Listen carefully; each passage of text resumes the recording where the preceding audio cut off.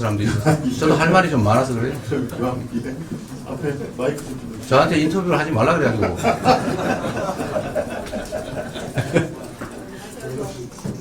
채널의 이재수 기자입니다. 네. 그 민주당에서 변호사 자격 없으면 비법부인 대법관 임명할 수 네. 있는 개정 추진하고 있는데 네. 일반 반대 목소리도 나오는 걸로 알고 네. 있습니다. 그래서 일반인 충원은 하지 않고 수업 증언을 그대로 진행하시는 건지 알고 싶습니다.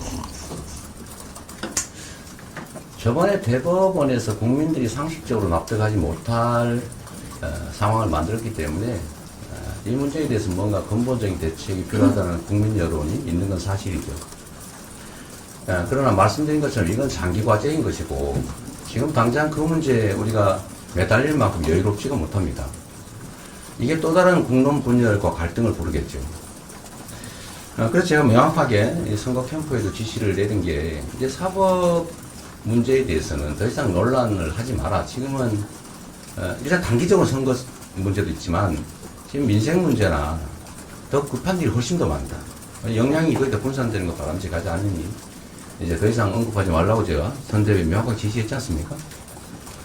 그래도 계속 또 누군가 개별 입법을 또 내요. 그 의원들이 자기 신념에 따라 개별 입법 내지 마 이렇게 지금 지시하진 않았으니까 누가 또 입법을 낸 거를 그 전에 냈는지 그 후에 냈는지 모르겠지만 그건 뭐 의원들 개인적으로 자기 신념에 따라서 독립된 헌법기관이니까 낼 수 있지 않습니까? 그러나 그건 당의 입장은 아니죠. 그런데 또 그런 오해를 불러서 대법관을, 비법조인 대법관을 확 늘리는 거냐. 그래서 제가 그래서 공식적으로 입장을 한번 낸 거예요. 그건 당의 입장도 아니고 지금 그런 거는 할 때가 아니다. 그리고 저도 법조인이지만 비법률과 이게 대법관의 문호를 개방하는 문제는 그렇게 쉽게 얘기할 수 있는 게 아니다. 저는 기본적으로는 지금 상태로 그렇게 결정하기 어렵다. 그래서 그 문제는 명확하게 얘기했고, 대법관 수를 늘리는 문제도 사실은 이건 법원 내에서도 대법관 당사자들 외에는 대체적으로 원하던 현안이에요. 그러나 지금 또 그게 잘못 정치적 논쟁거리가 되면 할 수 있는 일, 해야 될 일도 못하는 상황이 벌어질 수가 있다.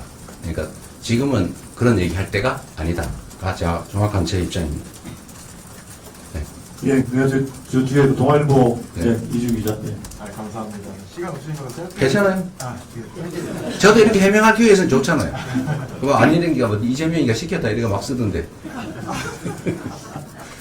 방금 인사 추천제, 국민 추천제 네. 말씀하셨는데 이게 왜 필요하다고 보시는지 그리고 구체적으로 어떤 방식으로 작동하게 될 건지에 대해서 모르겠습니다. 지금도 정부에 뭐 인재 데이터베이스인가가 있긴 있는데 제대로 관리가 안 되고 있더라고요. 그런데 사실 이해관계에 따라 친소관계에 따라 인사를 하면 그런 게 필요가 없죠.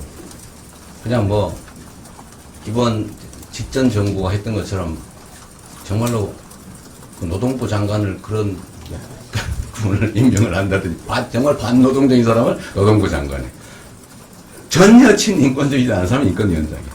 전혀 독립적이지는 않은 분에게 독립기념관을 뭐 이렇게 할 거라면 그것도 전혀 필요 없죠. 그러나 저는 말씀드린 것처럼 성과를 내는 게 저의 목표고 저는 정치를 하는데 누구에게도 신세진 바가 없어요. 경제적으로든 정치적으로든 저는 오로지 정말 국민과 소통하면서 국민의힘 그러니까 이상해. 국민의 저력으로 국민들의 지지를 받아서 여기까지 왔습니다. 국민들이 저한테 기대하는 바가 있죠. 저는 아무런 기득권도 배경도 없습니다. 근데 국민들이 기대하는 바는 더 나은 세상을 만들어달라. 더 깨끗한 정치해달라. 그거 아니겠습니까? 그런데 결국은 대통령이 행정을 하는 게 아니에요. 대통령은 자기 손으로 하는 게 아니라 다 지시를 해서 누군가한테 맡겨서 합니다. 그래서 인사가 중요하죠. 고위직이든 하위직이든 결국 구급 공무원에 의해서 실제 일은 집행이 되죠.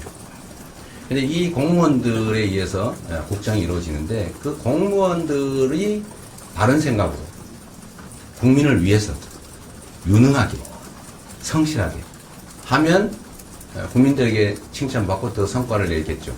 그런데 무능하거나 무책임하거나 아니면 반국민적 시각을 가지고 있거나 이런 사람들 시켜놓으면 망치겠죠. 제가 인사를 할 때 그 누구에게도 빚을 지지 않기 때문에 소위 보건 인사를 할 이유가 없고 저는 성과를 내서 국민들한테 인정받는 게 제 인생의 목표이기 때문에 아까 말씀드린 대로 충직하고, 저한테 충직한 게 아니라 국민에게 충직하고, 유능하고, 그 다음에 청렴하고, 그리고 그런 사람들 중에는 남녀 성비도 좀 조정하고, 지역도 조정하고, 뭐 계층도 조정하고, 이렇게 해야 되는데, 제가 또는 제 주변의 참모들이 그걸 다 알 수가 없어요. 근데 저는 경험상으로 언제나 그 생각을 하죠. 국민의 집단지성이 정말로 유용하다고 생각합니다. 저는 가끔씩 제 인터넷, SNS에다가 공개적으로 말고 약간 범위를 제한해서 이렇게 의견을 물어볼 때가 많아요. 그러면 여러 가지 의견들이 들어오는데 여기 계신 참모들보다 나은 의견이 들어올 때가 꽤 있습니다. 많은 분들의 의견을 듣는 게 중요하죠. 인사도 마찬가지입니다. 우리가 이렇게 막 상의를 하지만 모르거든요. 모르는 게 있어요. 근데 옆집 사는 사람은 아는 경우가 있죠. 아, 이 사람 옛날에 이래 했는데 사실은 알고 보면 벗겨보면 속이 아주 음흉한 사람이야? 이거 아는 사람도 있잖아요. 네, 그런 걸 다 모아보겠다라는 게 제가 말씀드린 이제 인사 시스템, 새로운 국민 추천제 그런 겁니다. 좀 구체적으로 구상을 계속 하고 있어요. 그래서 각 보직을 정해놓고 여기에 대해 추천 다 받고 제보는 익명으로 다 보안 유지하면서 제보를 받고 그걸 누군가 담당해서 다 스킨 체크하고 물론 이제 공적인 검증기관이 검증도 맡기겠지만 국민 검증이 사실 더 정확하거든요. 공공기관들도 결국 국민들의 제보를 받아서 정보를 캐서하는 거 아닙니까?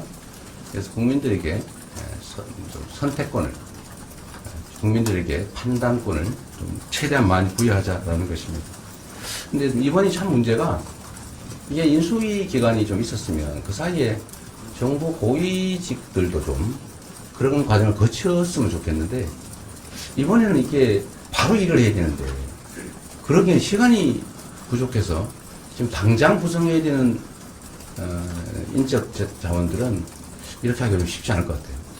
근데 그 다음에 이제 시간 지난 다음에 임명할 수 있는 그런 쪽은 최대한 이렇게 추천제를 도입해 보려고 합니다. 다 끝나가는 것 같습니다.